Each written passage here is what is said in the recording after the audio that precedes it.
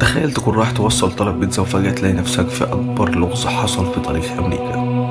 في سنة 2003 كان في راجل أمريكي اسمه براين ويلز شغال في مطعم بيتزا صغير في ولاية بنسلفانيا.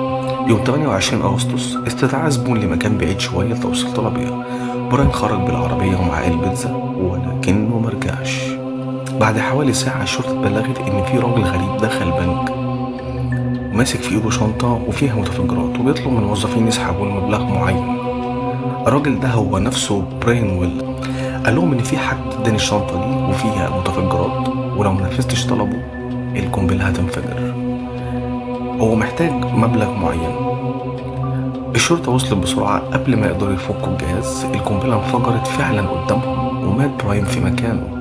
الموضوع بقى لغز ضخم جدا، حتى ال FBI لقوا معاه رسالة غريبة فيها 9 مراحل لازم يمر بيها عشان يفك القنبلة بنفسه، زي ما تكون لعبة متقنة. لكن لما تتبعوا التعليمات اكتشفوا ان الرحلة مستحيلة اصلا، يعني حتى لو حاول كان هيموت برضه. بعد شهور من التحقيق اكتشفوا ان في عصابة كانت وراه، لكن الغريب ان كل واحد فيهم مات او اختفى قبل ما يعترف باي حاجة. وفي ناس بتقول ان براين كان جزء من الخطة اصلا، وناس تانية بتقول انهم كانوا ضحايا لعبة شيطانية قذرة. ولحد النهاردة محدش عارف الحقيقة فين. يا ترى انت رأيك ايه؟